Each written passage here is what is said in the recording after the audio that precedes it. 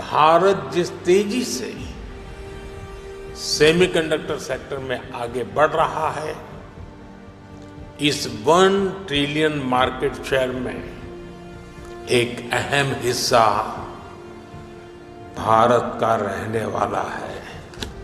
एक अत्यंत विशेष स्मृतिचिन्ह भेंट कर उनका अभिनंदन करें। आखिरकार वो दिन आ ही गया जब भारत ने अपना पूर्ण स्वदेशी सेमीकंडक्टर चिप बना लिया है।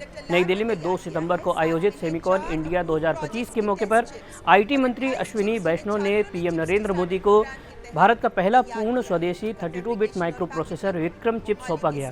इसके साथ 4 और टेस्ट चिप सौंपे। आज के वीडियो में हम इसी पर बात करेंगे कि ये क्यों खास है और भारत का सेमीकंडक्टर मिशन कहाँ पहुँचा है। सबसे पहले इस पहले सेमीकंडक्टर चिप के बारे में जान लेते हैं। तो इस चिप का नाम विक्रम 3201 है। ये भारत का पहला स्वदेशी 32 बिट माइक्रो प्रोसेसर है।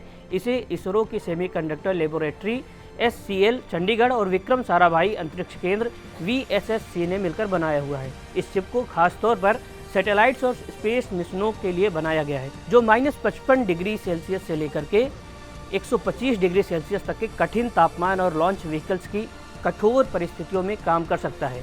ये 64 बिट फ्लोटिंग पॉइंट ऑपरेशंस और ADA प्रोग्रामिंग लैंग्वेज को सपोर्ट करता है। यानी ये चिप स्पेस से लेकर के हवाई जहाज और सड़क पर दौड़ रही कार तक में इस्तेमाल किया जा सकता है। इसका पहला बैच PSLV C60 मिशन में अंतरिक्ष में सफलतापूर्वक टेस्ट भी कर लिया गया है। पूर्ण स्वदेशी चिप बन जाने से भारत की ताइवान, जापान और चीन पर निर्भरता कम हो जाएगी। अब समझते हैं कि भारत का सेमीकंडक्टर मिशन कहाँ पहुँचा है। इंडिया सेमीकंडक्टर मिशन ISM की शुरुआत 2021 में हुई थी। केवल 3.5 साल में भारत ने सेमीकंडक्टर क्षेत्र में दुनिया का भरोसा हासिल कर लिया है। इस वक्त 5 सेमीकंडक्टर यूनिट्स का निर्माण तेजी से चल रहा है, जिसमें से एक का पायलट लाइन पूरा हो चुका है और 2 यूनिट्स में जल्द प्रोडक्शन शुरू हो जाएगा। पीएम नरेंद्र मोदी ने कहा कि Bharat next generation semiconductor chip पर भी काम करना शुरू कर दिया है। आने वाले समय में हम नेक्स्ट जनरेशन रिफॉर्म्स का नया दौर शुरू करने वाले हैं। हम इंडिया सेमीकंडक्टर मिशन के अगले फेज पर भी काम कर रहे हैं। मैं यहां आए हुए सभी इन्वेस्टर से कहूंगा कि हम खुले दिल से आपका स्वागत करने के लिए तैयार हैं।